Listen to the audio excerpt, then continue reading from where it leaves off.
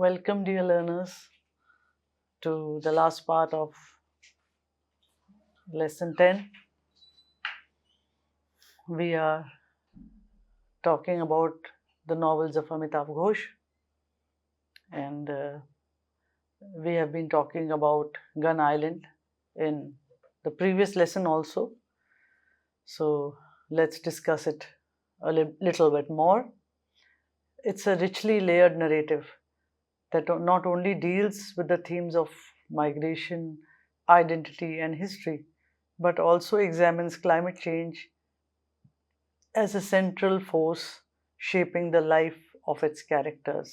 So, as we know, that climate fiction focuses on climate change. So, here, climate change is the central force and it is shaping the lives of its characters, it's pushing the action of the story. The novel intertwines personal stories with larger environmental and geopolitical issues, making it an essential literary exploration how climate change intersects with human lives, cultures, and histories. So we can see that climate change is complex and it can cross into various areas and it can make a novel very rich and very layered in meaning. So this is what happens to Gun Island. Climate change is the movement, the force in the novel, and it intertwines human lives, cultures, and histories. What is the plot and structure? Linking climate change to migration and identity. Migration and identity. Linking climate change to migration and identity. The protagonist of Gun Island is Deen Datta, a Bengali American antiquities dealer who embarks on a journey to unravel the mystery surrounding an ancient legend connected to the Gun Island located in the Sundarbans. So, there is in Ghosh's novels the element of travel. Journeying is a lot. It can be journeying down the river, it can be a journey overseas.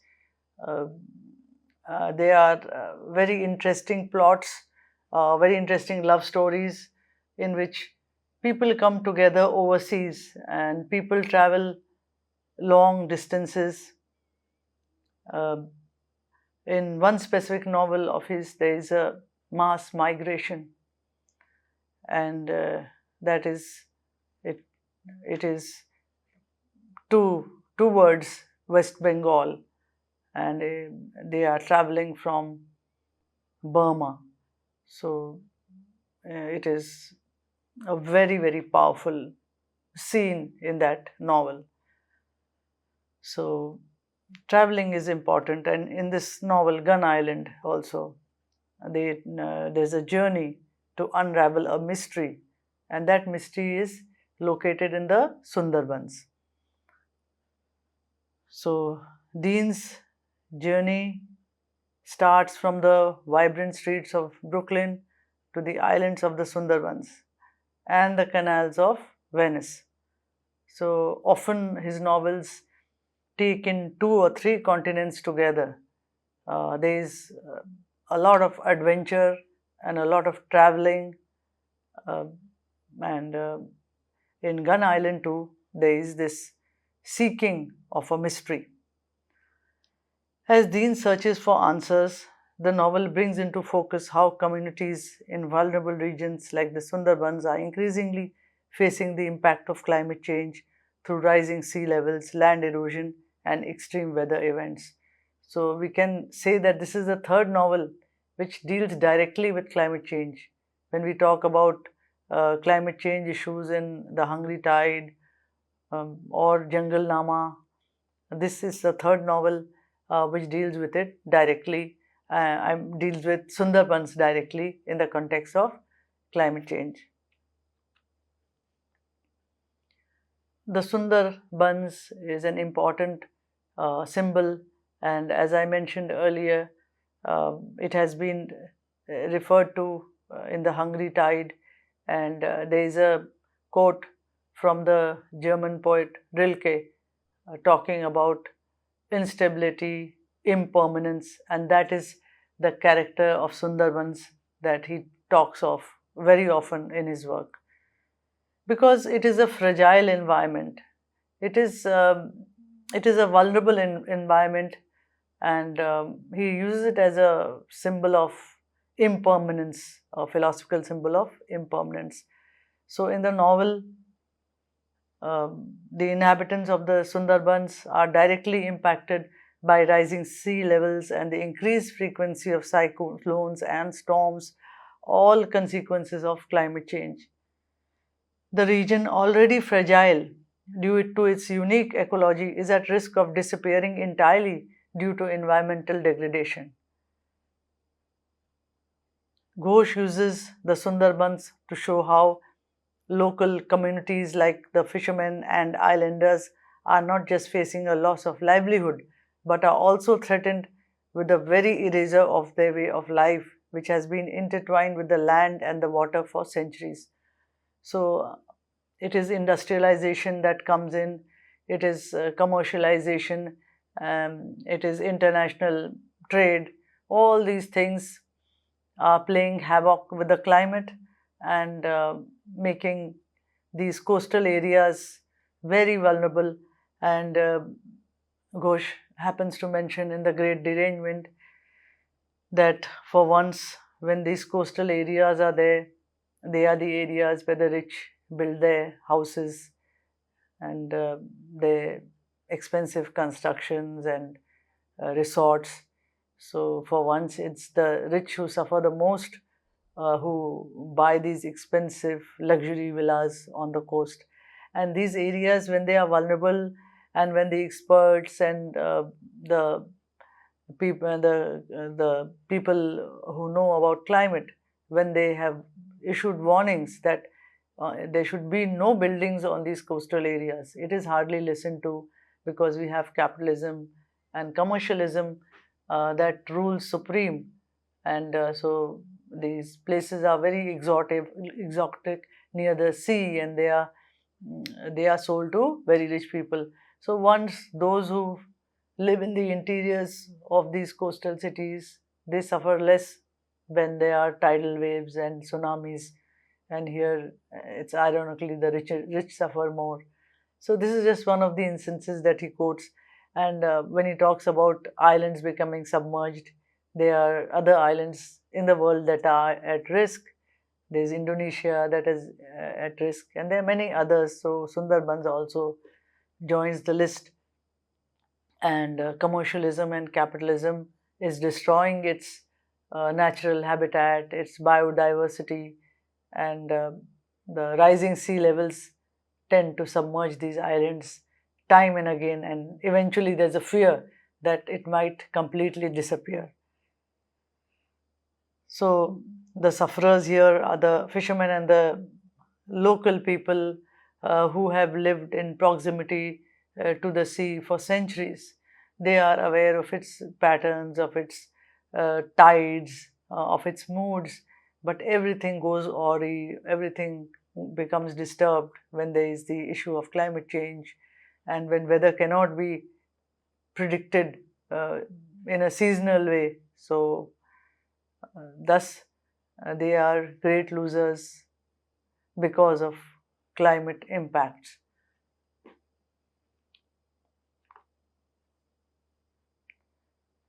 We also hinted and talked about the idea of migration, which happens because of the impact of climate change. And they are happening all over the world. We know wherever there are droughts and famines or flooding, people try to move into safer areas for sake of survival. So, migration due to climate change, particularly in the form of displacement from coastal regions, is one of the novel's most poignant themes. In Gun Island, migration is portrayed as both a historical and contemporary phenomena. The novel characters, whether in the Sundarbans, Brooklyn, or Venice, are all touched by this theme of displacement, often linked to the forces of climate change that alter the geography and environmental conditions of their homes. So we see that there are different countries here uh, that he touches on in his story, and the people are all affected by climate change. So it is a it is a phenomena that is striking everywhere, but not with uniformity. Somewhere it takes on different forms, and always lives are at risk, and there is a food and uh, water shortages, and people tend to migrate, and migration comes very heavy on the human psyche. It is very traumatic, leaving everything behind, leaving one's home and having to go to a new place. So I've repeated this earlier. Migration is a big illegal or political issue. People migrating, trying to go to Europe because of climate issues in their countries. They try to escape that, and the outcomes are very painful. These migrating populations are already traumatized, and they have to face the trauma of new places, new political systems, legal and illegal issues. So, climate change is a cause of a lot of agony for humanity. And as Arnines very rightly says, that when we think of the future and we think of the unpleasant things that can happen in the future, then there's a way that we can sort of avert disaster by living with some unpleasant now, something, some unpleasant things, like giving up some of our indulgences, so that uh, the long term unpleasantness may not be there in the future. So it is like over dependence or indulgence in technology, enjoying a lot of recreation in malls, and boosting commerce and boosting the carbon footprint, avoiding buying local, going for exotic varieties, thinking that makes life very enjoyable. But for that pleasure, we have a lot of trouble waiting for us later on. So he's right in saying if you have to give up something, some of the comforts, it's a short term unpleasantness to avoid the long term unpleasantness in the future.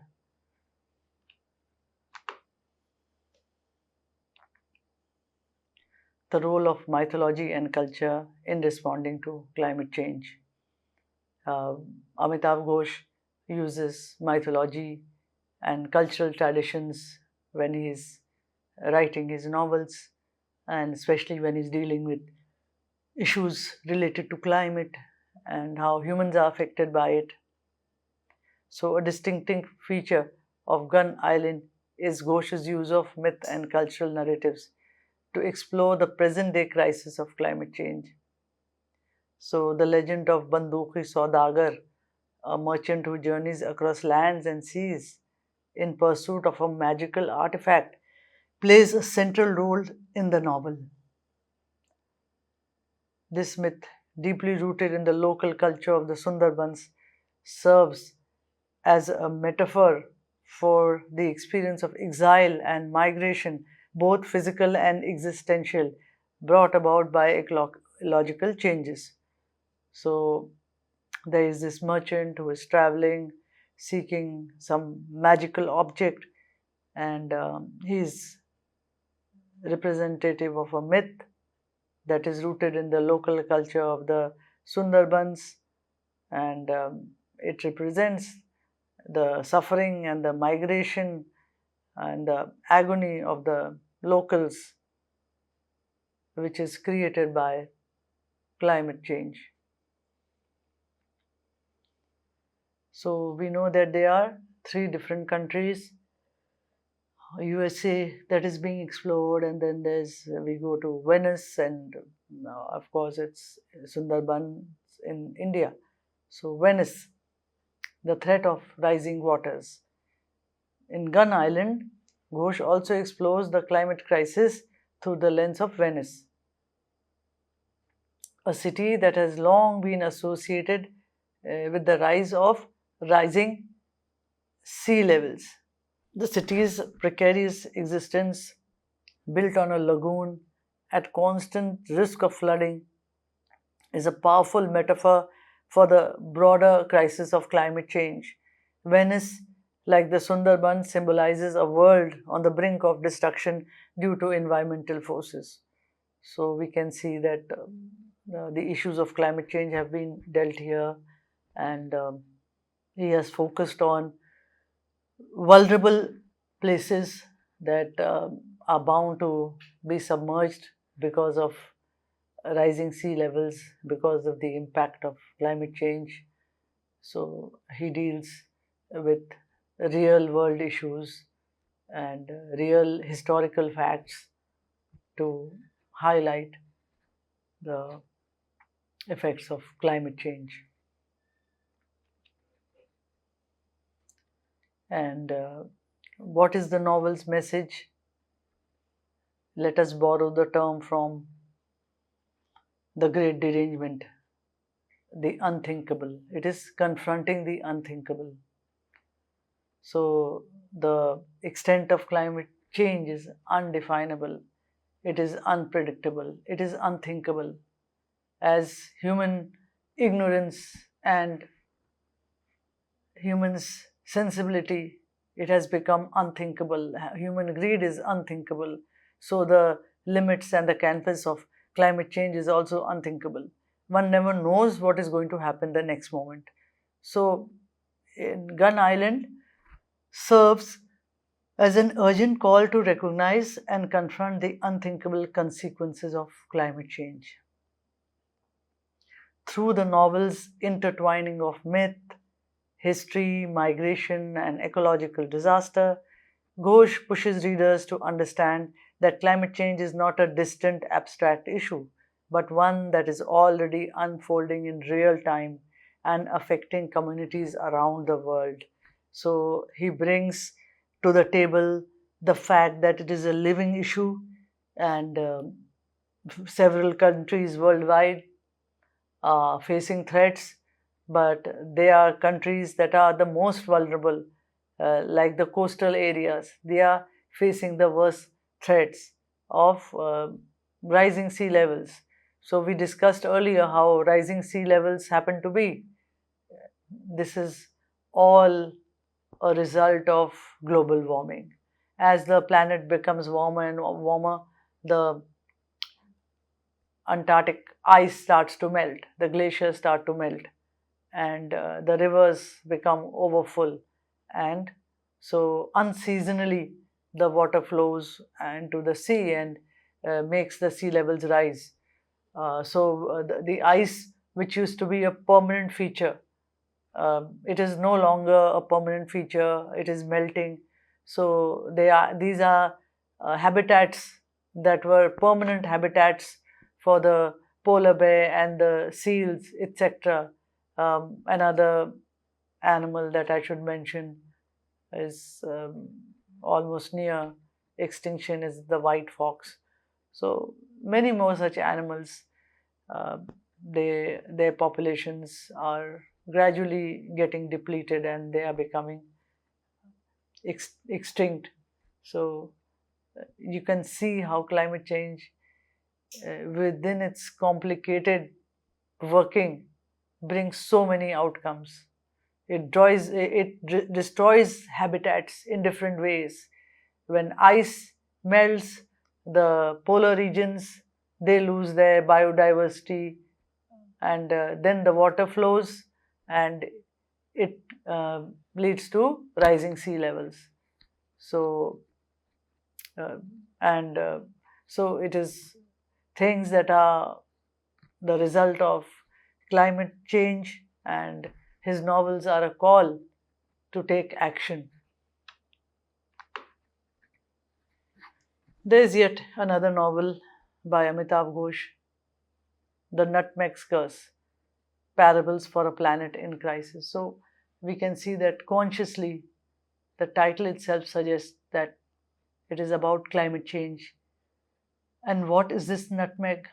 This nutmeg is a spice that is found in all our kitchens, and it is referred to as jaifil or zyphil, a round nut shaped thing. And Ghosh enlightened us how this nut has brought in colonialism and the consequent climate change issues. So it is a non-fiction work that provides a profound exploration of the historical and environmental implications of the global spice trade, specifically focusing on the role of nutmeg. So one cannot think that a spice like this could harbor climate change. So, an overview of the nutmeg's curse. It was published in 2022. It traces the history of the spice trade, particularly focusing on the nutmeg, which became a highly prized commodity in the 17th century. So, when imperialism started and there was European occupation in the third world, Eastern countries, the Asian countries, there was a great attraction for spices.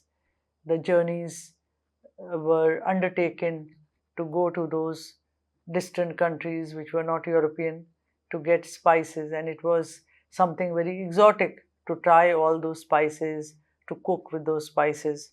So these spices that came from um, all the way from India and from China, etc., about various places in Asia, they are highly exotic and they are a highly prized commodity. The spice trade, including nutmeg, was central to European colonial ambitions, particularly during the age of exploration. Nutmeg, native to the Banda Islands in Indonesia, became one of the most valuable spices in Europe, leading to intense competition among European colonial powers, including the Dutch and the British. And Ghosh examines how the pursuit of wealth from the spice trade led to brutal colonization and exploitation, with the Banda Islands home to nutmeg cultivation being one of the sites of the particularly horrific violence and environmental transformation. So, nutmeg is just one of the spices or natural herbs or food products over which the brutality of colonialism took place, because during the world wars there was also a competition for rubber and a competition for opium. So the competition, the the thing that these things were very expensive, and each of the colonizing countries wanted a larger share of it. So this led to the brutality of exploitation and of draining the resources of these colonies, and led to the to violence and to the unpleasant transformations of the countries, of the climate of the countries, led to the beginnings of climate change.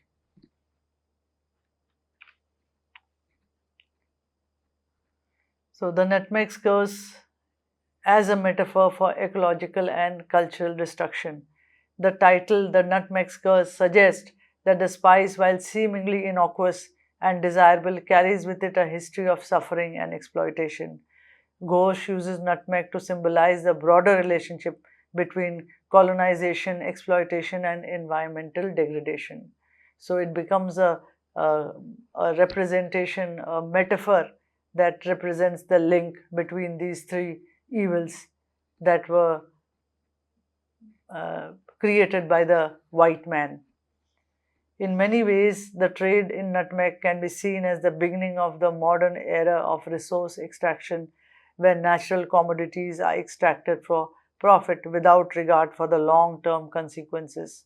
So we already know about opium, how it replaced the natural and the traditional agriculture in places in India, as Ghosh mentions in one of his novels. So there are many such natural commodities which created competition, exploitation, and environmental degradation. And in this context, also, I mentioned earlier that the banana is also one such crop, leading to exploitation of labor and the distortion of the geography of lands, and the destruction of traditional agriculture just for the sake of growing bananas on a large scale, so that maximum profit may be earned.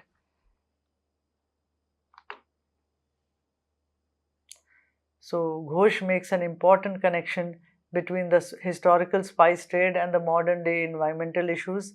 The colonial exploitation of resources driven by the demand for spices laid the groundwork for the contemporary global economy, which continues to prioritize profit over environmental and social sustainability. So we know all these philosophies, theories, movements linked to climate change, which climate fiction takes up. They all talk about this issue of capitalism, this issue of profit, instead of concern for the environment and concern for sustainability.